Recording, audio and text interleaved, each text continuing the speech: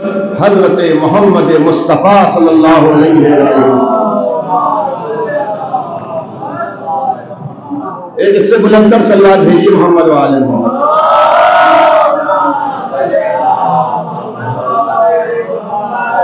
سرکار دو عالم یہ وہ سرکار دو عالم ہیں کہ اگر سنگریزے ہاتھوں پر لے لیں تو کلمہ الہی کریں، پانی کو نظر تن سے دیکھیں تو اپنی ماہیت کو تبدیل کر دے، پتھر کو پانی بنا دیں، پانی کو پتھر بنا دیں.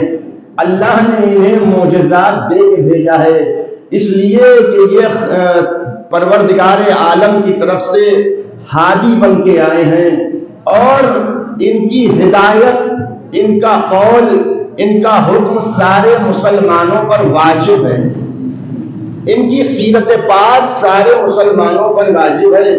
اگر کوئی حضور ختم مرتبہ تاجدار انبیاء کی خلاف ورزی کرے تو کوئی مسلمان نہیں ہے، وہ مسلمان نہیں ہے. اس لیے کہ جس تاجدار انبیاء کے کلمے کا ہم دم بھرتے ہیں، اگر ہم اسی کی بات کی خلاف ورزی کر جائیں تو مسلمان کیسے ہو گئے؟ اگر اسی کی بات کی خلاف ورزی ہو جائے تو پھر ہمیں یہ دم بھرنے کا حق نہیں ہے کہ ہم مسلمان ہیں. حضور نے یہ ارشاد فرمایا کہ ذکر علی عبادہ، علی کا ذکر کرنا عبادت ہے. علی کا ذکر وہ ذکر ہے کہ جس میں آدم کا بھی ذکر ہے، جس میں نوح کا بھی ذکر ہے، جس میں ابراہیم کا بھی ذکر ہے، جس میں سوالات انبیاء ما سبق کا ذکر ہے. برادران ایمانی محبان آل محمد، ذکر علی میں صرف آدم، نوح، ابراہیم، سوالات انبیاء کا ذکر نہیں ہے بلکہ فرشتوں کا بھی ذکر ہے ذکر علی میں. تاریخ کہتی ہے کہ ایک روز جب جناب حضور ختم مرتبہ کو معراج ہوئی اور جبریل سے ملاقات ہوئی، کہ جبریل یہ بتاؤ کہ تمہاری عمر مبارک کتنی ہے؟ جبریل سے حضور ختم مرتبہ نے سوال کیا، اتنا تو بتاؤ کہ اے جبریل تمہاری عمر مبارک کتنی ہے، کتنے سال کے ہو؟ کہ یا رسول اللہ ایک ستارہ ہے وہ 70 سال میں ایک بار نکلتا ہے. اب عمر جبریل دیکھیے، جناب جبریل کی، حضرت جبریل کی عمر کتنی ہے؟ کہ یا رسول اللہ ایک تارہ ہے وہ 70 سال کے بعد ایک بار نکلتا ہے. کہ کتنی بار اس تارے کو دیکھا؟ کہ 70,000 بار اس تارے کو دیکھ چکا ہوں. اللہ اکبر. جناب جبریل کیا کہہ رہے ہیں؟ ایک تارہ ہے جو سال میں 70,000 سال کے بعد 70,000 سال کے بعد وہ تارہ دکھائی دیتا ہے، اور اس تارے کو میں 70,000 مرتبہ دیکھ چکا ہوں. کہ اچھا اتنی عمر ہے؟ کہ پھر نبی نے سوال کیا کہ جبریل اتنا تو بتاؤ، معراج کی منزلوں کا نبی ہے، کہ جبریل اتنا تو بتاؤ کہ جو مغرب سے مشرق کی طرف یہ اونٹ جا رہے ہیں، ان اونٹوں پر ہے کیا؟ کیا تاجدار انبیاء کو نہیں معلوم ہے کہ ان اونٹوں پر کیا سوار ہے؟ کہ یا نبی اللہ میں تو یہ جانتا ہوں کہ آپ کو مجھ سے زیادہ علم ہے، مگر امت تک پہنچانے کے لیے آپ نے سوال کیا ہے تو آپ کی امت تک پہنچانے کے لیے میں جواب بھی دوں گا. کیا جواب ہے؟ کیا یہ جو مغرب سے مشرق کی طرف اونٹوں کی قطار جا رہی ہے، ان اونٹوں کے اوپر جو گٹھڑیاں بندھی ہوئی ہیں ان میں علی کے فضائل لکھے ہوئے ہیں. کیا کتنی بار ان فضائلوں کو جاتے ہوئے دیکھا؟ کہ یا نبی اللہ ہر روز دیکھتا ہوں. یعنی آپ غور فرمائیں کتنی بڑی عمر جناب جبریل نے پائی. اس تارہ جو ایک تارہ 70,000 سال کے بعد نکلتا ہے، اس تارے کو جبریل 70,000 بار دیکھ چکے. یعنی اگر 70,000 سے 70,000 کو ملٹیپلائی کیا جائے تو کتنی عمر ہوگی جناب جبریل امین کی. اور ہر روز جبریل امین یہ منظر دیکھتے رہتے ہیں کہ مغرب سے مشرق کی طرف اونٹوں کی قطار جا رہی ہے اور سلسلہ ختم نہیں ہوتا. ایک سرا مغرب میں، ایک سرا مشرق میں، اور ہر اونٹ پر علی ابن ابی طالب کے فضائل ہیں. عزیزان گرامی اب آپ ذرا غور فرمائیں، کہ کوئی بچہ، مثال عرض کر دوں، کوئی بچہ ہے، کلفن بچہ ہے، مثال کے طور پر بہت بچے ہوں گے، کوئی اگر 4 بھائی رکھتا ہے تو سب سے بڑا بھائی ہر ایک کے بچوں کو دیکھے گا، توجہ ہے یا نہیں ہے؟ سب سے بڑا بھائی جو ہے وہ اپنے چھوٹے بھائی کی اولادوں کو دیکھے گا، اپنے اولادوں کو دیکھے گا، جو گھر میں لڑکے جوان ہو رہے ہیں بھتیجے ان کو دیکھے گا، ان کی خصلتوں سے بھی واقف ہوگا کہ کون بچہ کس مزاج کا ہے۔ عزیزان گرامی، جبریل کے مزاج سے اہل بیت آشنا ہے۔ آپ سمجھے یا نہیں سمجھے میری فکر کہاں جا رہی ہے؟ جبریل کے مزاج سے اہل بیت آشنا ہے۔ کیوں آشنا ہے؟ ایک مرتبہ جبریل بیٹھے ہوئے ہیں اور ایک مرتبہ جبریل نے مزاحی طور پر عام آدمیوں کی نشست میں آ گئے، اصحاب کرام تشریف فرما ہے اور مولا علی خطبہ دے رہے ہیں، چاہنے والے بھی ہیں، تمام مسلمان تشریف فرما ہے اور مولا علی مسجد کوفہ سے خطبہ دے رہے ہیں۔ ایک مرتبہ دور سے ایک شخص اٹھا، اس نے کہا یا نبی اللہ، یا رسول، یا علی ابن ابی طالب، یا جانشین پیغمبر، اے علی ابن ابی طالب، ایک سوال کا جواب دیجئے۔ تو مولا علی علیہ السلام نے ارشاد فرمایا کیا سوال ہے؟ کہ سوال میرا یہ ہے، اتنا تو بتائیے اس وقت جبریل کہاں ہے؟ ذرا سا بیدار ہو کے سنیے۔ دیکھیے پہلی مجلس میں ہم نے عرض کیا تھا غالباً قلعے کی مجلس میں کہ سر کا وزن بھاری ہوتا ہے، بجائے سر کو ہلانے سے ہلکی چیز لایا کی زبان۔ سلام بھیجیے محمد والے محمد۔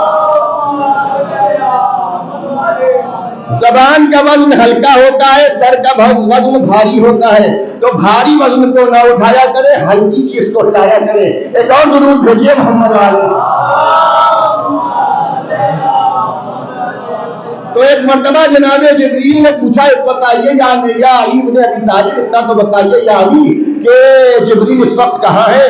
تو ایک مرتبہ علی ابن ابی طالب جانتے تھے کہ جبریل کون ہے، لیکن صبح قیامت تک کے لیے بتانے کے لیے کہ دیکھو ہماری نظریں کہاں کہاں تک ہیں۔ ایک مرتبہ علی ابن ابی طالب نے دائیں جانب دیکھا، بائیں جانب دیکھا، ہم نے پڑھ دیا، آپ نے سن لیا کہ دائیں جانب دیکھا، تو صرف دائیں جانب نہیں دیکھا، دائیں جانب کائنات میں جتنے بھی حدیں ہیں اس ارتھ کی، جسے ہم پرتھوی کہتے ہیں، یہ بھی ایک گرہ ہے، پلینٹ ہے۔ نوجوان حضرات تشریف فرما ہے، میری بات کی تائید کریں گے، یہ ارتھ کیا ہے، یہ پرتھوی کیا ہے؟ یہ ایک پلینٹ ہے جو چاروں طرف سورج کے چکر کاٹ رہا ہے۔ تو علی ابن ابی طالب نے اس کی حدوں تک دیکھا، صرف اس کی حدوں تک نہیں دیکھا، اس گلیکسی میں جتنے ستارے ہیں ان ستاروں کو بھی دیکھا جو پرتھوی کے ادھر چکر کاٹ رہے ہیں، سورج کے ادھر دیکھا، ایک دم حد تک دیکھا، حد نگاہ تک دیکھا، پیچھے مڑ کے دیکھا، سامنے دیکھا، اوپر دیکھا تو آسمانوں کو چاک کرتی ہوئی، آسمان کے دریچوں کو چاک کرتی ہوئی، ساتوں آسمان کے جگروں کو پھاڑتی ہوئی علی کی نگاہ پہنچی عرش اعظم تک۔ ایک مرتبہ جب کعبہ و ادنیٰ و قوسین کی منزلوں سے علی کی نگاہ جا کے ٹکرائی، اس کے بعد علی ابن ابی طالب نے زمین پر دیکھا تو زمین پر خالی نہیں دیکھا، زمین کے 7 طبقوں میں دیکھا۔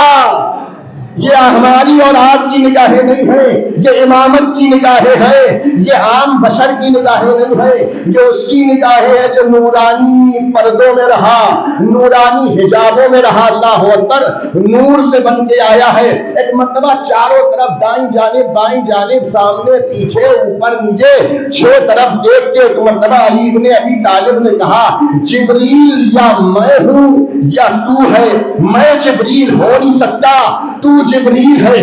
دیکھنے والوں نے دیکھا، ایک مرتبہ نور کا جھونکا آیا، جبریل چلے گئے، نور کا جھونکا آیا، بات سمجھے، جس کی نگاہیں کائنات میں ہر طرف دونتی ہو، جس کی نگاہوں کی گردش میں ساری کائنات ہو، اگر وہ یہ کہے کہ ہم تلوار اس طرح سے چلاتے ہیں کہ سلبوں پر میری نگاہ ہوتی ہے، تو حیرت کی بات کیا ہے؟ ایک اور صلی اللہ علیہ محمد علیہ،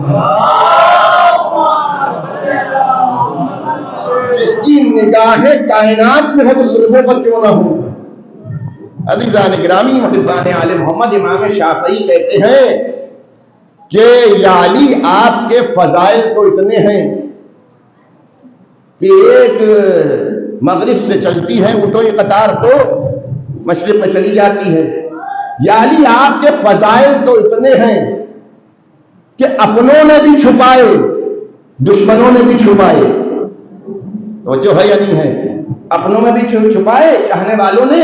خدا حضرات کو سلامت رکھے کہ بزم حسین ابن علی میں آئے ہیں. یہ آپ کو کیوں آئے ہیں آپ؟ کیونکہ آپ اہل بیت سے محبت کرتے ہیں. برادران ایمانی، امام شافعی کہتے ہیں کہ یا علی آپ کے فضائل تو اتنے ہیں کہ اپنوں نے بھی چھپائے دشمنوں نے بھی چھپائے. اپنوں نے خوف پہ چھپائے کہ نصیری نہ ہو جائے. شاید آپ توجہ نہیں کر رہے. اپنوں نے اس لیے خوف پہ چھپائے، دشمنوں نے حسد میں چھپائے. اللہ اکبر. جب چھپانے پر زمانہ علی کے فضائلوں کا مقابلہ نہیں کر پا رہا ہے تو خود علی ابو طالب کے بیٹے کا مقابلہ کیا کرے گا؟ ایک اور سلوات بھیجو محمد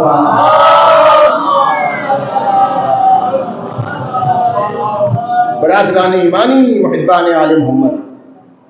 یہ علی ابن ابی طالب ہیں، ہمارے اور آپ کے چوتھے امام، امام سجاد علی ابن حسین علیہ السلام. چوتھے امام ارشاد فرماتے ہیں، کیا ارشاد فرما رہے ہیں کہ ایک شخص آیا، اس سے امام پوچھ رہے ہیں اتنا تو بتاؤ. امام حسین علیہ السلام کے فرزند علی بن حسین کے سامنے ایک شخص آیا مولا کی بارگاہ میں، کہا اتنا تو بتاؤ کہ یا فرزند رسول ہماری دعا قبول نہیں ہوتی ہے، کا وسیلہ کیا بناتے ہو؟ کیا کوئی عمل بتائیے.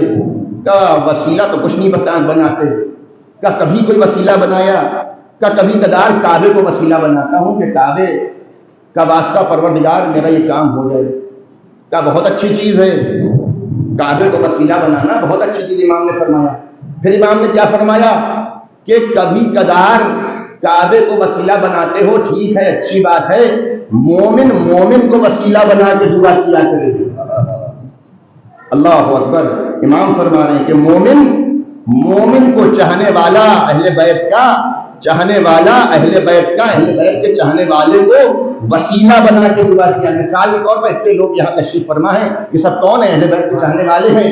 تو اگر ہم کسی کا نام لے کے کہیں کہ فلاں ابن فلاں کے وسیلے سے یہ دعا قبول ہو جائے تو ہو سکتا. تو امام نے پوچھا چاہنے والے نے، یار نبی فرزند رسول اتنا تو بتائیے کہ آپ نے یہ کیوں کہا کعبہ اللہ کا گھر ہے اور انسان بہرحال مومن ہے تو انسان ہے، لیکن آپ نے یہ وسیلہ کیوں بتایا کہ مومن کے وسیلے کو بنا کے دعا کیا کرے؟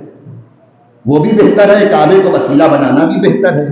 تو ایک مرتبہ امام علیہ السلام نے ارشاد فرمایا کعبہ مکے میں ہے لیکن ایک کعبہ ہر مومن کے دل میں ہے. ایک کعبہ ہر مومن کے دل میں ہے. اللہ اکبر. اب ایک جملہ کہیں تو غلط نہ ہوگا. کعبے میں ایک بار علی آئے، مومن کے دل کے کعبے میں ہمیشہ علی رہتے ہیں. ایک اور سلوات بھیجیے محمد والے. تو عزیزان گرامی محبان آل محمد، معراج کی منزلوں پر جب انسان جاتا ہے تو پھر اس میں معرفت اہل بیت پیدا ہوتی ہے. اسی لیے امام علیہ السلام صادق آل محمد، امام جعفر صادق علیہ السلام، ہمارے اور آپ کے چھٹے امام نے فرمایا ہے کہ دیکھو زیادہ تر کوشش کیا کرو کہ نجاست سے پرہیز کیا کرو. کیوں؟ جب انسان نجس کھا لیتا ہے کہ جہاں نجاست ہو، پھر وہاں پر کیا ہوتا ہے کہ انسان حق کے راستے سے دور ہونے لگتا ہے، دور چلا جاتا ہے. نجاستیں کیا ہیں؟ چھوٹی نجاست جیسے مثال کے طور پر بالٹی رکھی ہوئی ہے اور ہم نے کہا کسی بچے سے پانی پلا دو، اس نے ڈونگا اٹھایا جلدی سے بالٹی میں ڈالا، پانی نکال کے دے دیا، اس نے ڈونگا زمین پر رکھ دیا. پھر ہم نے پانی مانگا، نجس ڈونگا جو زمین کا گندگی تھی اس میں لگی نجاست، اور پھر اس نے پانی ڈال کے دے دیا تو وہ پانی نجس ہو گیا. یہ تو دنیاوی اعتبار سے. لیکن اگر آپ بڑی نجاستیں دیکھیں تو دنیا میں ایسی نجاستیں ہیں جن سے روکنے کا حکم ہمیں ملا. یعنی اب احترام ممبر محفوظ ہے، آپ حضرات اس سے بہتر جانتے ہیں غسل واجب کیوں کیے گئے ہیں. اسی لیے واجب کیے گئے ہیں کہ انسان ہمیشہ پاک و پاکیزہ رہے. برادران ایمانی محبان آل محمد، بزرگ حضرات اس سے بہتر جانتے ہیں. نجاستوں سے پرہیز کیا کرو، نجس چیزیں نہ کھایا کرو.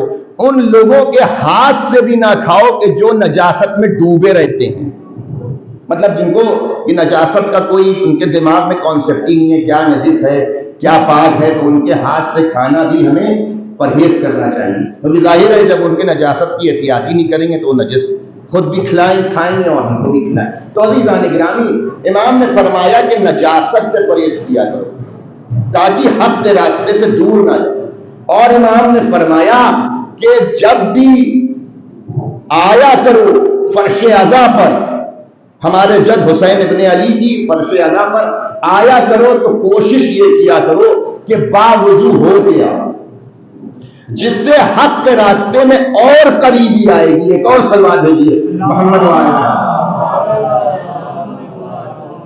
علی جان گرامی، ایسے ایسے لوگ ہیں کہ جو عشق اہل بیت میں سرشار ڈوبے ہوئے، ایسے ایسے لوگ۔ مجلس ہو رہی ہے، علامہ دربندی اہل سنت علامہ ہیں، مجلس پڑھ رہے ہیں اور مجمع جھوم رہا ہے۔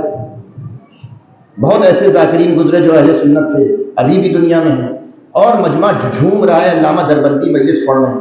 تو ایک مرتبہ ایک شخص اٹھا، نعروں پر نعرے لگ رہے ہیں، اتنے نعرے اتنے نعرے اتنے نعرے کہ علامہ دربندی جھوم جھوم کے مجلس پڑھ رہے ہیں، اور ان نعروں سے ان کے دل کو قوت مل رہی ہے، اور پوری مجلسیں پہلی محرم سے 10 محرم تک وہ پڑھ رہے تھے۔ ایک دن نعرے اتنے لگے، انہوں نے ایسا کچھ پڑھا، ایسے فضائل پڑھے کہ لوگ مومنین بہت خوش ہوئے، چاہنے والے جتنے بھی مسلمان بیٹھے تھے ایک مرتبہ بہت چاہنے والے خوش ہوئے، اور نعرہ ایک نعرہ یہاں سے، ایک نعرہ وہاں سے، ایک نعرہ وہاں سے۔ عزیزان گرامی، نعرے کچھ ایسے بھی لوگ ہوتے ہیں جو نعروں پر نعرے لگاتے ہیں، لیکن عزیزان گرامی یہاں کا ماحول الگ ہے کہ یہاں پر آپ خاموشی کے ساتھ مجلس سنتے ہیں، وہاں علامہ دربندی کے دل کو شیئر کرنے کے لیے نعروں پر نعرے لگ رہے ہیں۔ ایک شخص اٹھا دور سے، اس نے کہا علامہ ذرا ان نعروں کو روکیے۔ کہا کیوں نعروں کو روکیں؟ کہا اس لیے نعروں کو روکیے کہ ایسا تقریر میں خلل آ رہا ہے اور گھنٹوں یہ نعرے ہی لگا رہے ہیں، ایسا لگتا ہے یہ بے ہوش ہو گئے۔ ایک مرتبہ علامہ دربندی نے اپنی مجلس کو روکا اور اس کی طرف مخاطب ہوئے، کہا کیا کہتے ہو؟ کیا یہ بے ہوشی میں نعرہ لگا رہے ہیں، علی کو پکار رہے ہیں؟ کہا ہاں ایسا لگتا ہے یہ بے ہوشی میں نعرہ لگا رہے ہیں۔ کہا عجیب آدمی ہو، مجلس حسین میں بیٹھ کے ایسی باتیں کر رہے ہو، وہ بے ہوشی میں علی کو نہیں بھولتے تو ہوش میں علی کو بھولے جا رہے ہو۔ ایک اور سلمان بھیجیے محمد والے، تم ہوش میں رہ کے بھولے جا رہے ہو۔ عزیزان گرامی، محبان آل محمد، فرش عزا کا مرتبہ یہ ہے کہ انسان اس فرش عزا پر آ کر خدا اور اس کے رسول اور اس کے اہل بیت سے قرابت حاصل کرتا ہے۔ آپ آزما لیجیے یہ بات، جو لوگ ماشاءاللہ یہاں فرش عزا پر آتے ہیں وہ کسی عیب کی طرف مائل نہیں ہوتے، لیکن جو لوگ فرش عزا سے دور ہے رہتے ہیں، چاہے وہ شیعہ ہوں چاہے وہ سنی ہوں، کسی بھی مسلک سے ہوں، انسان اگر جو بھی فرش عزا، یہ جو رسم و رواج جو لوگ بنا لیتے ہیں، بہت سے ایسے لوگ ہیں اپنے شیعہ حضرات میں بھی مسلمانوں میں بھی کہ رسم و رواج بنا ہوا ہے۔ تو عزاداری کوئی فیسٹیول نہیں ہے، عزاداری کوئی تہوار نہیں ہے، عزاداری کوئی رسم و رواج نہیں ہے، نہیں، عقیدت سے آئیے حسین ابن علی کی فرش عزا پر، کیونکہ یہ سفینہ نوح کا جس طرح سے نجات کا سفینہ ہے، اس طرح سے یہ فرش عزا سفینہ نوح کی معنی ہے۔ عزیزان گرامی، محبان آل محمد، بات کہیں سے کہیں چلی گئی، یہاں پر ایک بات عرض کرنا ہے اور رحمت تمام ہے۔ اہل بیت کو اللہ نے معجزات دے کے بھیجا، 1,23,999 انبیاء کو اللہ نے معجزات دے کے بھیجا، کیونکہ اللہ کا ہادی جو ہے وہ اللہ کی طرف سے پڑھایا ہوا ہوتا ہے، صاحب معجزہ ہوتا ہے، تاکہ اگر کوئی یہ کہے کہ ہمیں اللہ کی وحدانیت کا اقرار کرنا ہے مگر ہمیں یہ معجزہ دکھائیے، اب اللہ کا بھیجا ہوا ہادی معجزہ نہ دکھا پائے تو وہ لوگوں کو پروردگار عالم کی طرف کیسے کھینچ پائے گا، کیسے وحدانیت کا کلمہ پیش کرے گا۔ عزیزان گرامی، تو معجزات دے کے بھیجا تاکہ آپ مجھے میرے گناہوں کا جو جرم ہے اس کی سزا آپ دیجئے، تاکہ میں جب اٹھایا جاؤں تو پاک و پاکیزہ اٹھایا جاؤں۔ کہ اپنے گناہ کو بیان کر، ایک مرتبہ اس نے اپنے گناہ کو بیان کیا، کہ کیا گناہ ہے تیرا؟ گناہ کو بیان کیا۔ علی بن ابی طالب نے اس گناہ کو سنا، کہ اس گناہ کی، مولا علی نے فرمایا کہ اس گناہ کی 3 صورتیں ہیں کہ جس سے تیرا یہ گناہ معاف ہو سکتا ہے، دھل سکتا ہے، یا تو میں تلوار نکالوں تجھے قتل کر دوں،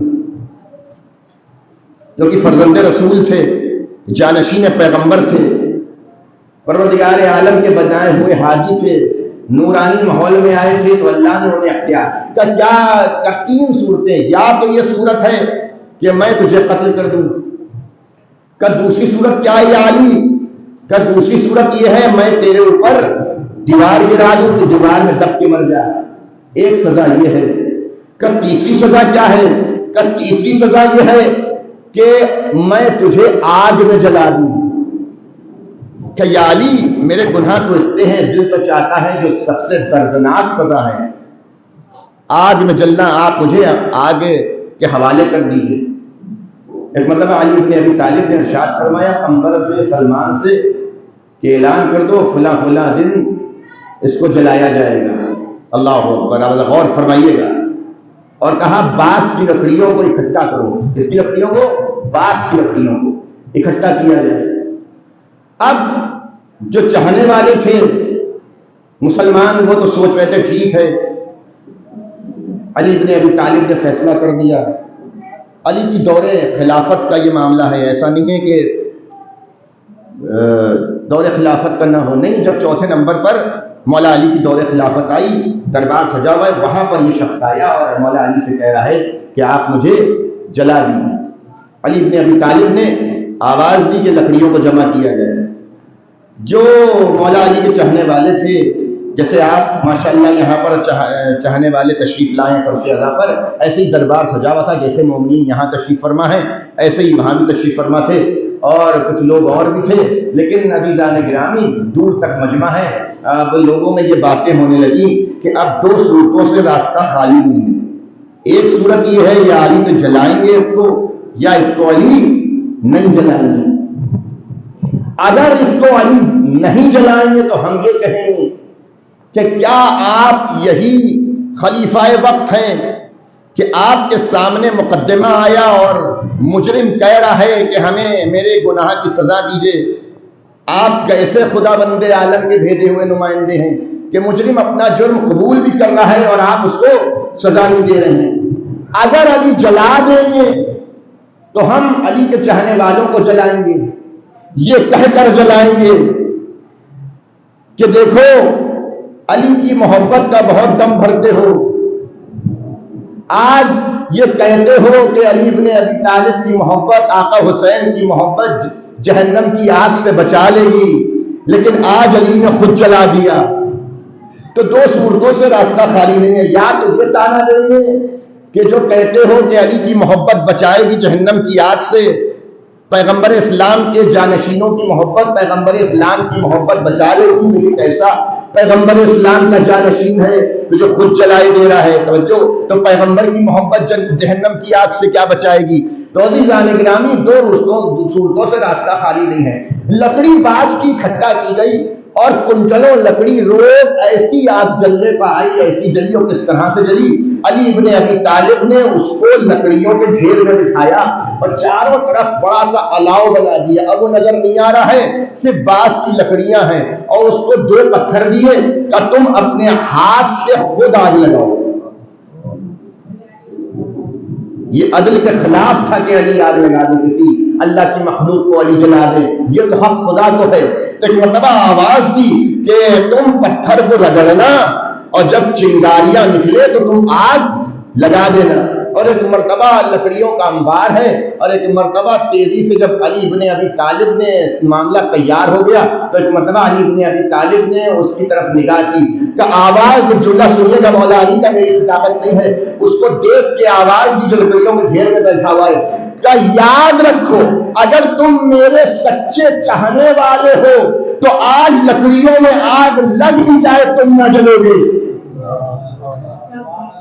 علی بن ابی طالب نے کیا کہا کہ تمہارا امتحان ہے، اگر آج تم سچے میرے چاہنے والے ہو تو لکڑیوں میں آگ لگ بھی جائے، اور ایسی آگ لگی لوگ آتش نمرود بھول گئے، آسمان سے شعلے باتیں کر رہے ہیں، آگ جلی، لکڑیاں جلی، لکڑیاں کولا بنی، کولا بن کے جل گئی، وہ کولے راگ بن گئے، راگ کا انبار ہے، اب لوگ کہیں لگا رہے ہیں کہ علی نے اس کو جلا دیا، اب تو ہم یہ کہیں گے کہ جلا دیا، یہی آپ تم لوگ دعویٰ کرتے ہو کہ علی کی محبت کا جہنم کی آگ سے بچائیں گے، حسین کی مجلس میں جو آ جائے وہ جہنم کی آگ سے بچ جائے گا۔ عزیزان گرامی، پہلی مجلس میں میں کہہ چکا ہوں قلعے کی مجلس میں کہ یہ فرش ادا ہے نجات کا، دریا میں بہہ رہی نجات کی کشتی ہے۔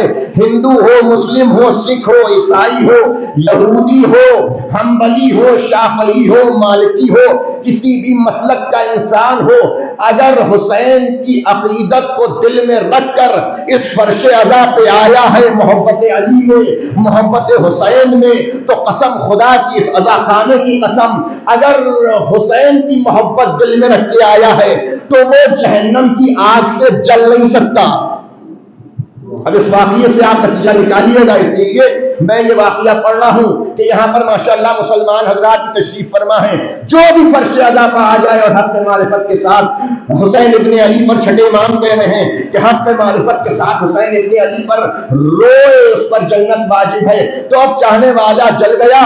اب لوگ کہہ رہے ہیں کیسے ہم تانا دیں گے کہ یہ اہل بیت کا چاہنے والا ہے، حسین کا چاہنے والا ہے، علی کا چاہنے والا ہے، پیغمبر اسلام کا چاہنے والا ہے، تاجدار انبیاء کا چاہنے والا ہے، علی کا چاہنے والا ہے۔ آج تو یہ کہتا تھا کہ پیغمبر اسلام اور ان کے اولاد ہمیں جہنم کی آگ سے بچا لے گی، جبکہ یہ چاہنے والا ہو کر بھی جل گیا۔ اب ہم تانے دیں گے۔ ایک مرتبہ ابھی کہے مارے ہی جا رہے تھے کہ ایک مرتبہ رات کا ڈھیر میں حرکت ہوئی اور رات کا ڈھیر ہلنے لگا، چاہنے والا بالکل اسی انداز سے رات کے ڈھیر سے برآمد ہوا جس طرح سے آپ کے آتش کے دریا فرعون سے ابراہیم برآمد ہوئے تھے، جس طرح سے ابراہیم برآمد ہوئے تھے، سفید لباس پہن کے وہ بیٹھا تھا، نہ خود جلا نہ رات کی کوئی بھی گرد اس کے سفید لباس کو چھو پائی۔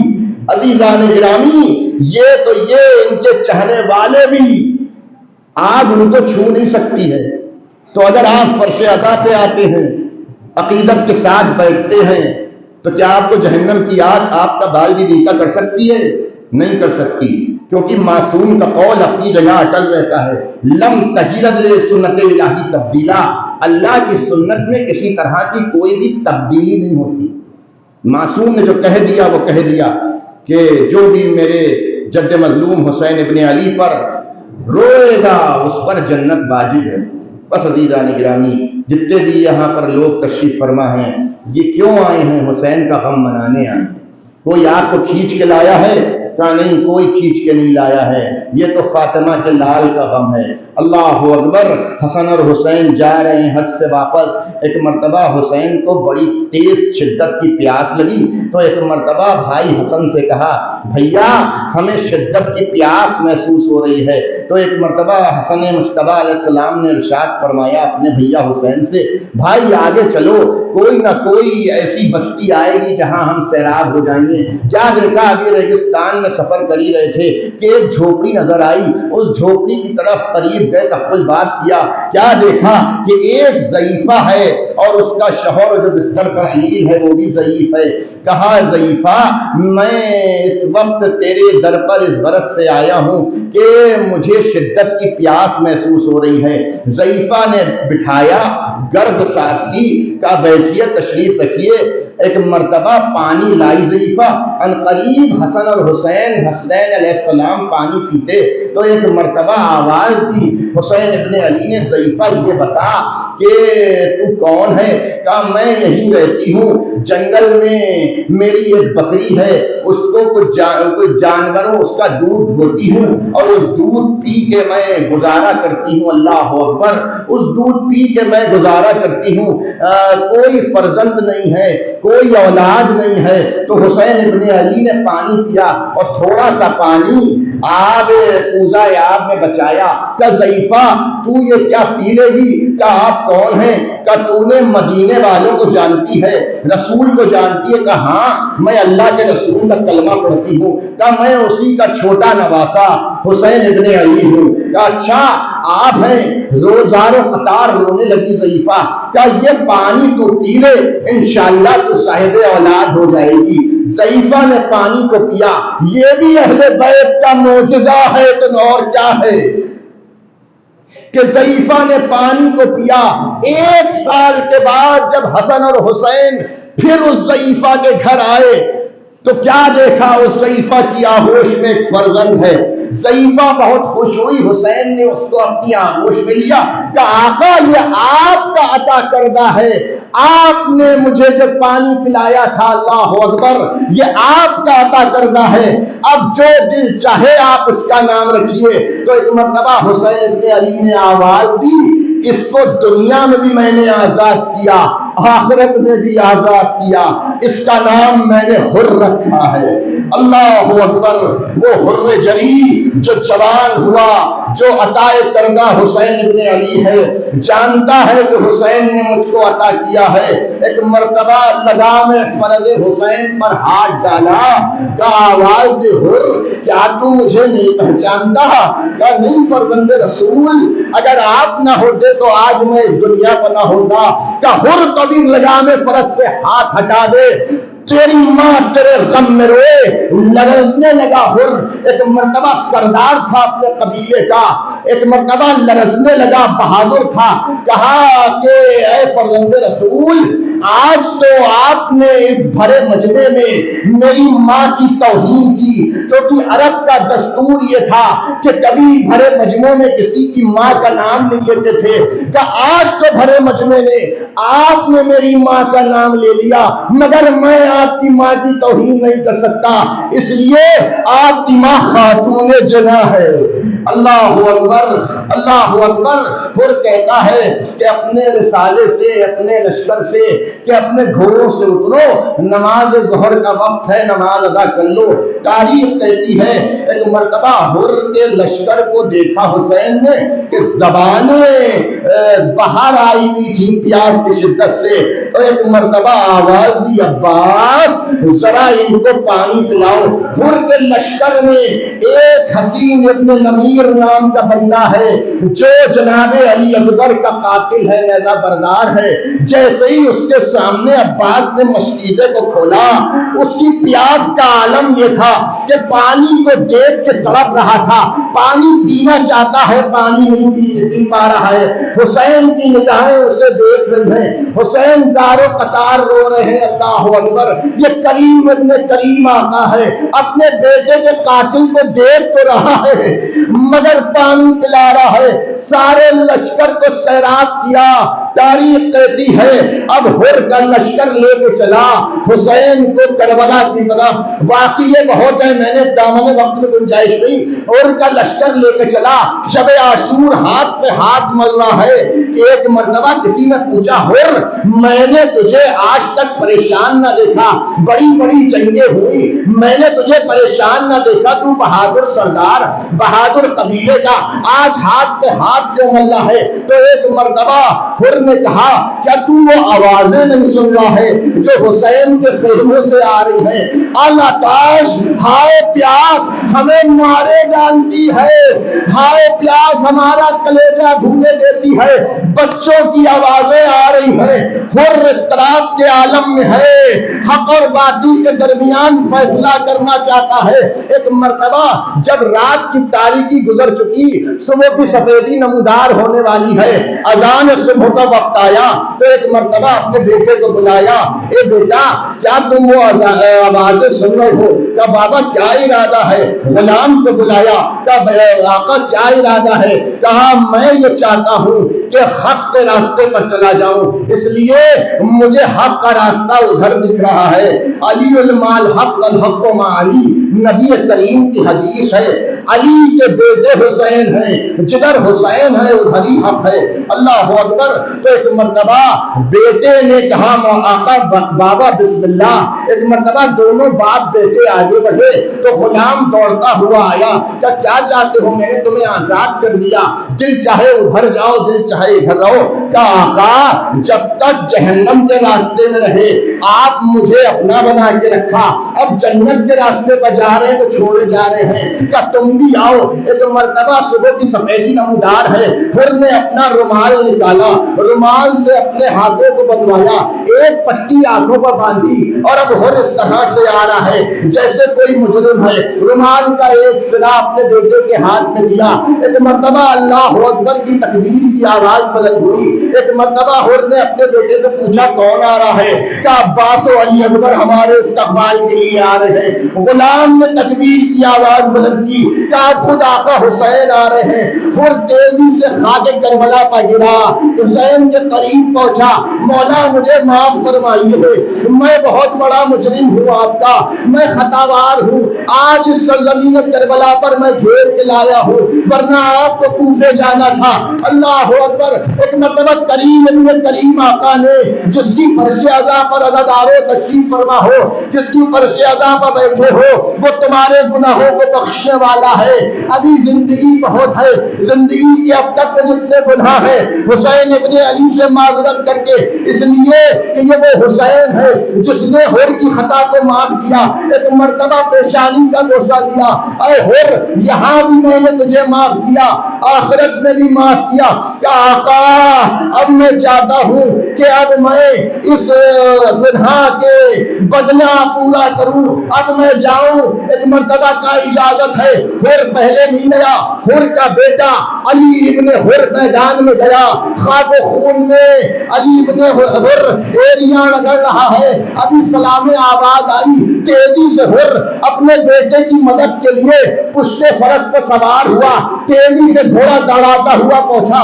جیسے ہی پہنچا چاہتا ہے کہ اپنے فرزند کے سر کو اپنے زانو پر رکھے. کیا دیکھا, کریم ابن کریم آقا اپنے زانو پر ہر کے بیٹے کے سر کو رکھے ہوئے ہے. اے مولا مجھ سے پہلے آپ آ گئے, میں کہوں گا یا ہور اتنا تو بتاؤ, آج تمہارے بیٹے کا سر آقا کے زانو پر ہے. ارے کل کے بعد شہادت آ جانا.